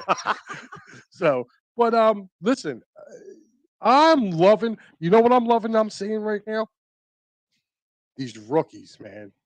Yes, Steve, I do have a Kelvin Bryant jersey, and I will wear one next week. I have a custom Kelvin Bryant Stars jersey. I will wear it. Really? Yes, I do. My Stars jersey, the 44. Yes. It's a Kelvin Bryant jersey. Yes. But I'm loving the way these young guys are rookies, the way they're coming in, and our second year guys. Like I've seen some guys who were beefed up at the end of last year and looking like, you after a buffet. Oh, Dude, they have come in shape. I'm Circle? talking no. Oh, that's I'm me. talking like ripped. Dude, Jordan Davis. Oh, yeah, looks I am ripped. Jordan Davis looks amazing. right. You're the only way you're. Never mind. Yeah. At the undies. I think he rips his farts. Yeah, that's about it. That's the undies. It's a good thing I don't wear them. Jordan Davis came in looking really good. Right. Milton Williams looks incredible. Did you see him, Al? Yes. My man looked like he went to the Lane Johnson School of Shreddery. 'Cause him and Lane Johnson, Yeah, they're dude, both. I think it's like very underrated how shredded Lane Johnson is sometimes. Dude, he's got like, how many linemen his size who move like he do have like 6-packs? Like, Yeah. he's a monster. Dude, he is. And I'll tell you what, Monster among men. but this is what I'm getting to. These rookies that they drafted, these guys are all coming in like these are what they call man-childs. Right. Okay, they're young enough to be kids, but they're men, and I'm really impressed with the work ethic that I'm seeing from Jalen Carter, from Nolan Smith, from Sidney Brown. Like if Yeah, you, Nolan Smith has kind of got. and I'll tell you what, into it. and nobody's even talking about Tyler Steen. Dude, this kid is going to be a beast. Yeah. Like these, when you're starting defensive linemen or starting offensive linemen, who the Eagles have probably the best offensive line of football in practice, have to talk to each other about how to stop Jalen Carter and Nolan Smith. That's an issue now. They are about to unleash hell on the NFL this season, providing they can stay healthy. Sure. Right. Sure. Absolutely. But I'll tell you what. But like I said, if you're everything that I'm listening to, and I we don't get a chance to watch. We don't get a chance to watch. Maybe we all maybe get together next Sunday. If we all ain't doing nothing, maybe go check out this open practice. Yeah, I'm probably gonna be down there. Oh. Oh, see. Well, he makes plans without us. Lovely producer, ain't he? No. Talk to my wife. Yeah. Oh, But I'd like anyway, to check out The Birch home too. producer said, the home producer said you got to go. Oh. Oh well, then you Yeah. got to. Yeah, listen, I know that role. But I mean, I noticed they were going over in training camp the was it the pumpkin punch where they're trying to strip balls from off one another. So again, this defense, Mike, I agree, it's going to be nasty. I like the message that Sean Desai is sending. Yes, Like if you listen to him talk, I only heard his opening press conference, but then I went back and I rewatched his press conference he had this week. Like this dude gets our city. yeah, He gets it. And he's just like, no. He was like, I want our I think somebody asked him about like what's this defense going to be or something like that. And first thing he said was, man, didn't you see my opening press conference? yeah. Like he came right back. He's like, listen, no, you're going to know you're on the field with us. And this is it. This is the mentality. He runs the same system kind of as Gannon, but he's not scared to go after people like Gannon. So to me, I feel like it's a bigger upgrade because this guy's more tenacious. more blitz packages. I believe so. And listen, I'm not worried. A lot of people are worried about these linebackers. I'm not worried about the linebackers because to me, they got faster guys. Like the way our defense is set up right now, those offensive linemen are not going to get a free release onto the linebackers because you got 1,000 pounds of beef in front of you Right. that they're going to have to try to move. That's scary. Think about it for 1 second. The Eagles can literally put Carter, Davis, okay, and then on your ends you got Nolan Smith and Hassan Reddick, along with maybe throwing a Fletcher Cox or a Brandon Graham in there. And your first, just right there. Like N'Kobe Dean and Morrow can sit there and bring up some beach chairs, man. Well, Mike, I'm glad. Look, you're getting me all fired up in birds. Like I'm ready to go. I can't wait. So let me ask you, Mike, and I'll ask you too, Al. Your bold prediction about the year coming up and your expectations. My prediction for the year is this: I think the Eagles can have a very similar record than they had a year ago. And the reason why I'm saying this is I think they're overblowing that stretch that they're talking about where they play Dallas twice, the 49ers, the Bills, Miami, Kansas City. And the reason why I'm saying this is because will there be some losses in there? Probably. But I think leading up to those games, like I feel like the Eagles are just going to smash people. Like I really do. This offense is going to be very hard to stop. You have to stop AJ AJ Brown, Devontae Smith, Watkins, and now Zacchaeus. There's 4 wide right there. They don't go 4 wide. You got a tight end in Dallas Goedert. Okay, you get all them covered up. Now you got DeAndre Swift coming out the backfield. Right. Like this team is going to be very hard to stop. And I do think, I hate to say this, but I think Rashad Penny's going to be the odd man out. I think he's not going to make the team. If you look at how they're giving carries right now, Trey Sermon's getting a bulk load of his carries. And I know, I kind of caught some crap with Trey Sermon, with our boys over in the Sully squad, especially Diego. Diego likes to, he says, I fall in love. Listen, I watched this dude play at Ohio State. I watched Big Ten football. This guy was dragging people. I don't know what the issue was, why he didn't get on the field a year ago. All I know is this. You go back and look at the rep numbers right now for practice. The 2 running backs that are getting the most reps in practice are DeAndre Swift, and right behind him is Trey Sermon. Rashad Penny's near the bottom. So yeah, he might be the odd man out of here. So I mean, don't get it wrong. I think Penny's a good back, and he can catch the ball out of the backfield too. But what we've been clamoring for with this big back, I think the Eagles knew that they had it because they protected him last year. all right. He was one of their protected guys on the practice squad that nobody could just reach in and grab. So there's a reason why they protected him. So let's wait and see what happens, man. But I'm really comfortable with what they're going. I think the Eagles defense is going to be a lot better than what people think. A lot of people are thinking, we're going to win in shootouts. I don't think so. I think it might be that way early on. But I think by the time they get into the meat and potatoes of that 6-game stretch, which I don't believe in Buffalo. I think Buffalo, Comes back to earth. Oh, yeah, they're not even going to win their division this year. Really? No. Who you have winning the AFC East? I got the Jets. You got the Jets. I got the Jets winning that division. Aaron Rodgers going to take it over? Well, no, listen, that's all the Jets needed was a quarterback. I mean, dude, the Jets beat them last year without a quarterback. That's true too. So the Jets They got some wideout pieces. Okay. I'm not sold on Miami. Again, Miami's got to come here on a Sunday night. Like a lot of people scheduled that game as a loss. I'm sorry. You don't think for 1 second Jalen Hurts don't have that game circled? Now he's a pro, and he's got to come in, and he's facing the guy who took his job at Alabama. You don't think he's not going to come, and the game's here. I'm sorry. Miami don't play well here. Right. Period. So what's your bold prediction? I mean, is it back to the Super Bowl? Well, the road to the Super Bowl will go through us. But I will say this. I'm not worried about the 49ers. I think the 49ers take a step back this year. I mean, you don't know who's going to play quarterback for them. You're right. You really don't. I mean, it's between Purdy and us. no, it's between Purdy and what's his name, Trey Lance. Right. Like Trey's not even back yet. I think they're rushing Purdy back. This dude had the same injury. So our man Steve checking in says Jordan Davis realized he wasn't doing much in the NFL at 350. Milton W is ready to. He lost like 45 pounds. Wow, like that's a lot of weight to drop. Yeah. Insane said the Jets also lost to the Pats twice. I think the Pats are going to be a little bit be better than what some people think. I know Insanio's not high on them this year. He's like me of Boston sports up there. He's down on everybody up there. He's very tough. He's got tough blood, Insanio, for Boston sports. Well, listen, you got to look at it. I mean, they've been blessed over the last 2 decades, but kind of looking forward, like really,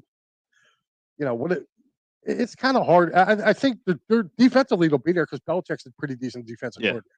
But Oh, they had a good defense last year. It's who's run their what's their offense look like? That's that's the only my thing. point. So they might keep games closer than they should be, but you can only win so many of those games. Right. So Al, let me ask you your expectations of the Eagles and what's your bold prediction? Like where are they going to wind up? And like if they don't get back to the Super Bowl, are you going to be disappointed?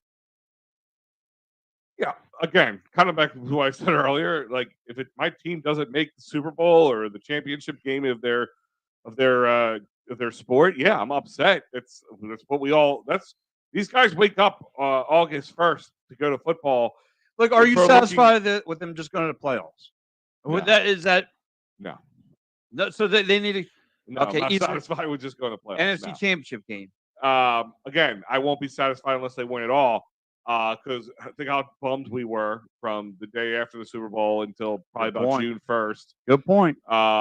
So yeah, I'm bummed outside of it.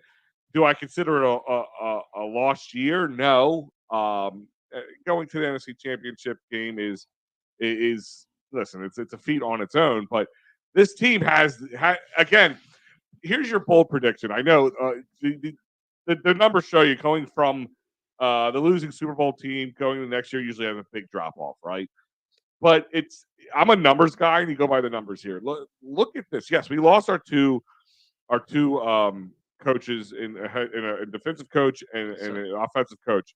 I think the offensive coach is a little bit of a loss, but people say, "Oh, Brian Johnson knows him since he was a kid." I get that, but also Brian Johnson's been working with him, so he knows what Steichen did. And I think he can take what Steichen did, and it just I wonder how his offensive scheming is. That's my question mark with Brian Johnson. Sean Desai, I'm very high on already, and people, kind of like when I was happy when they were talking about the defensive coaches, there were a possibility. I was looking at Vic Fangio, but once that came up there, Sean Desai was my next guy. Right. Because A, he worked under Vic Fangio. B, he worked out in Seattle. So these are guys who aren't afraid to bring it. I heard people say, well, he said he's going to just do the same thing like they did last year. I'm like, no. He's going to do a lot of the same looks, but he's going to disguise these looks. Right. He's not afraid to blitz either. And that's going to be my bold prediction for you. You're going to see a really improved linebacker core this year. I really think so. I really do. The fact that the Eagles felt comfortable enough to give Nakobe Dean the green sticker should tell you all you need to know. You don't just give the green sticker to somebody because they're a linebacker. You give the green sticker because they're a leader. Because I said it on Wednesday's show. You go back to the Tennessee game. I know it's a very small sample size, but when he was in it, he was in it. He wasn't even in the game that much, but he was in the mix. And he led the team in tackles that game for as much as he didn't play. He had one tackle for loss in that game for as much as he didn't play. I'm actually not off the linebacker core like everybody else is. Everybody thinks it's like we're stacked at defensive line and the defensive end, where we have a lot of options now, possibly at safety and quarterback. But that linebacker core, we'll see what Nakobe Dean has. Listen, yeah, there is some question marks in it. Don't get me wrong, but I think it's gonna be a lot better than what you think. And that's gonna be my bold prediction. We're gonna have a really good linebacker core and good linebackers to grow towards the future with. That's gonna be my bold prediction for you. Well, I'm with you guys. So my bold prediction, my expectation is they need to be back in the Super Bowl, or sorry, it's back there, or it's back there or bust. Antonio says Eagles go 13-4 and face the Bengals in the Super Bowl. I'm at 12-4, and I'll tell you why. Or 12-5. The only reason is because there's always that letdown game. But this team has been different. Yes. And it's in one season, so but there's always that every team has a letdown game. Like that Washington game, one trap game, yeah. That Washington game last year was a letdown game. Based on the way we should have just pummeled them. Yes, and we should have won because of some bad calls. I mean, it is what it is. And the only one I'll give, and it's because Jalen Hurts wasn't on the field, is to the Cowboys. Listen, this is what I'm going to say about the NFC. I think the 49ers take a step back. I think Seattle takes a step forward. So I think they're going to be in a fight there. I'm not counting the Rams out either. I think the Rams, as the season goes on, I think they're going to get better. But I think the Eagles' biggest threat is the Cowboys. And the reason why I'm saying that is because they have an offense, and they got a pretty good defense. The Eagles got a good offense, got a pretty good defense. I got the Eagles at 1, but if there's a 1B, the 1B is the Cowboys.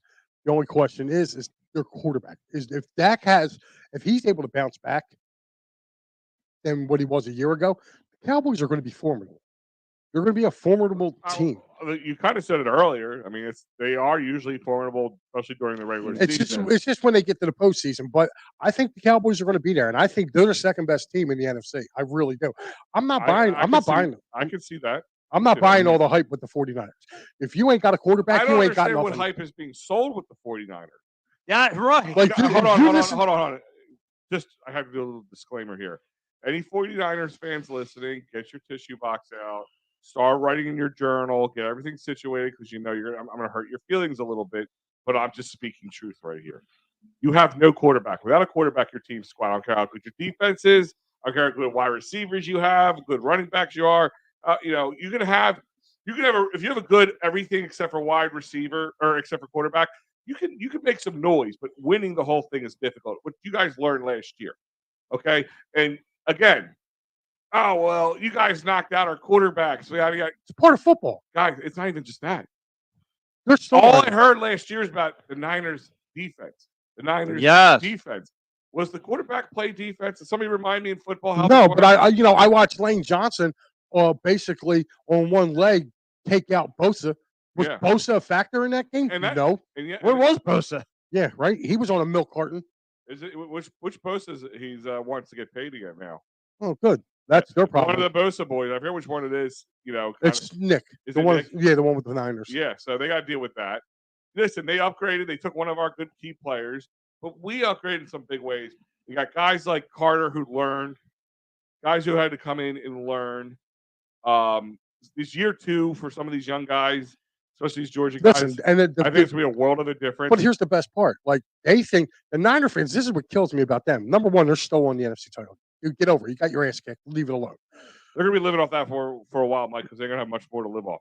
Well, listen, they're going to be real sad this year. Write it down in your journal, boys. Like, I really do. Like, I think Seattle's going to win that division. I think Pete Carroll's a much better coach. Kyle Shanahan's a fraud. Okay, you want to talk about a fraud coach? That dude's a fraud. Plain and simple. Okay, he was a coordinator. I'll take. Yeah, but even with that, he was Atlanta's offensive coordinator when they lost a 28-point lead. Okay, there's one. Okay, they got blown out again this year. Didn't they lose the year before that too? Also in the NFC title game, like this dude comes up small all the time. And what, like you said, what bothers me about that is the Niner fans and the Niner sports radio station have the audacity when we lost the Super Bowl doing the Cry Eagles Cry. Are you kidding me? Are you kidding me? You got your doors blown off over here, and you have. This is the best part. They played the Chiefs earlier that year in San Francisco. Okay, they played them in San Francisco, and the Chiefs blew their doors off. So, do Niner fans really believe that if they would have went to Arizona last year, that they would have given that that Kansas City team a fight? Are you kidding me? That would have been the most lopsided Super Bowl ever. Could you imagine, like, if that did happen? Say this Niners beat the Eagles and they had to play on that field. Talk about whining. Oh, my God. You thought, they whined because we knocked their quarterback out. One, that's your coach's fault because you took a third tight end to try to block a guy who led the league in the NFL in sacks. That's your coach's dummy fault. That's number two. Number two, you knew you were down to that guy. You had guys sitting out of here.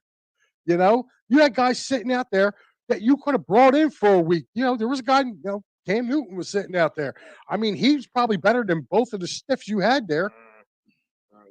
You know my feelings on Cam Newton, so I'm not going to even. Yeah, I don't know, man. I think Gino's going to have a good year in San Diego. I really do. I think he'll have a good. Well, he got another weapon, man. Like he got in Jigba. I'm saying I just don't think Gino's ever going to be a superstar top 5 quarterback. But again, as long as it's been shown, as long as you put good talent around him, he can be better. Yes. So hopefully that goes for anybody. Right. So they got Seattle's got 3 really good wide receivers. They got a good running back, with the kid Walker. They got a good tight end and Noah Fant. Like Seattle's offense can be pretty stacked. You know what I mean? This is why I'm not buying into the 49ers. I don't think the 49ers can score enough with them. Let's keep it a bean. Like, they were that 49ers team was lucky to beat Dallas. If Dak was half as good as he normally was and wasn't god awful terrible in that game, the Cowboys are coming to the link for the NFC title game last year. Like I don't understand. I'm If telling you, Dak didn't miss the bed, let's call it for what it is. Yeah, I mean that's what happened. It would have been Eagles Cowboys for the right to go to the Super Bowl Like- last year, and I wish it would have been that because and- that would have been great. Can I ask that question? And I know we're trying to end this, Pat, so I'm sorry for no, because I want to leave a statement here. Go ahead, give your statement. No, because to me is like I didn't think there could be anybody who could take your typical Cowboy fan who only talks about the 5 rings, all that stuff, right, to be annoying with their annoyance. The Niner fan base from West Coast who still cry about how we treat them and all that stuff, still to this day have become the most annoying fan base in all Philadelphia. Like it's funny. Like I said, I can't stand the Giants fans. I can't stand, but the Niner fans have reached surface and become the biggest whiners. Well, Is that why you left them? It's not just the Niner. It's not just the Niner fans. It's the Niner media. It's the Niner Yes, players. and the players are just as Listen, bad. if I'm an Eagles fan who's on that, the whole package. if I'm an Eagles person and they've been running their mouth, I'm sitting back. I got that date circled, and the whole week leading into that, if I'm Nick Sirianni, I'm just playing. I'm playing the Brandon Ayuk interview. I'm playing the Deebo Samuel's interview. There you go. I mean, like, this is what I'm playing. I'm like, look, guys, these are what these guys are saying. We need to send them a message this week.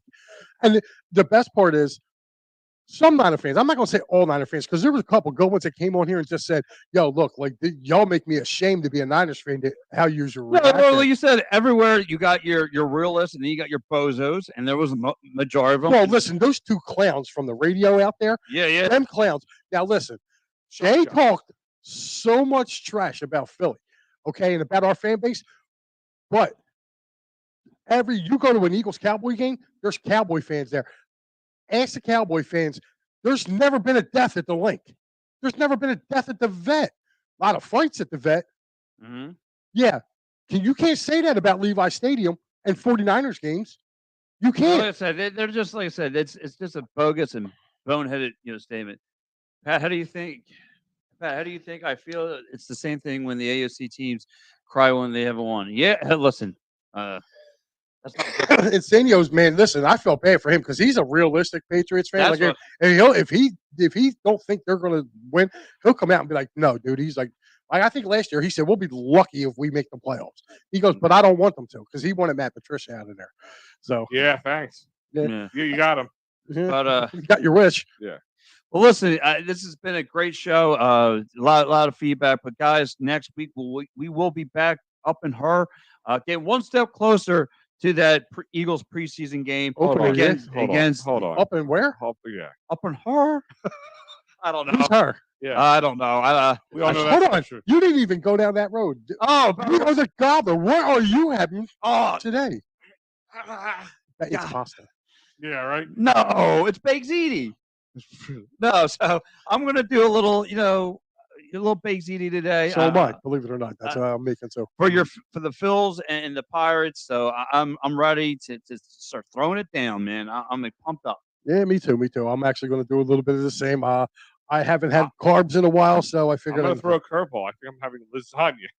Oh, okay. So Yeah, all 3 of us are Italian, Yeah. right? Yeah. Or have some type of Italian in us, Yeah. and all 3 of us are doing the whole Sunday Italian dinner. Yeah. And well, one more before we get out of here. One question for you guys. So, this past week, me and you were brainstorming a little bit. So with the Cattoni brothers being here, can you guys give me a decent pair of brothers that came through Philadelphia sports? Al, I'll let you go first on this one. I mean, the ones that keep popping up is, the most recent one in my eyes was the Shen brothers for the Yeah. Flyers, and they were decent. Frank Finnegan said one on our messenger earlier. And I completely forgot about it. And the funny thing is, I have a football signed by the 2 of them with the Cooley and Ty Detmer brothers. Oh my God, yeah. Yeah. I have a football with Cooley and Ty Detmer signatures because one was the backup to the other, which is Yes. that's And got- neither one of them had a net. Chucky, my brother Chuck had a Ty Detmer jersey. I met them when they used to do signings at the department stores in Delaware County and Philadelphia area, and it's just so. I have to imagine being the backup of your. It's bad enough to be your brother in the NFL and be on the same team, but same position, and you have to back him up. Like awkward Thanksgivings. Speaking of Corey Detmer, remember when he stepped in for injured McNabb on a Monday night against the 49ers out in San Fran? Lift them up, and then he got hurt. Yep. Pat, who do you have? Like I was without. I got the Shen brothers. That's even Chet or Bill threw it out there. The Watson brothers. They back in the Flyers heyday. Joe and Jimmy. I got the opportunity to meet them both. But yeah, those are the ones that stand to me. For me, I'm going to go with Paul and Gary Gate from the Wings back in the day. Okay. There you go. Some Wing knowledge. Yeah. Those guys were Hall of Famers, and they actually, when the believe it or not, when the Wings were going through a little bit of a drought, we lost to Buffalo probably about 3 years in a row, and finally Gary Gate was on that team. We ended up signing Paul Gate, and they were like, all right, no, and they brought Gary over, and that started a nice little run where I think the Wings won a couple, like 2 or 3 in a row. So they're my brothers right there. Trying to think of some other ones too that we have. You're missing a big one, but I'll let you go. I'm missing a big one. Mm-hmm. Okay, spring it on me. Come on, I'm going to give you one more opportunity. I just told you. Go ahead, dude. My mind's mush. It's Liebed. It's Liebed. Did you say it's Liebed? It's Liebed. Okay. Dude, how do you the Bernard brothers? You got a chance to work with them. And on that note, guys, for Pat Bernard and Allison Freery, I'm Mike Lawyer. We'll have a good night. We'll talk to you later. See you next week, everyone.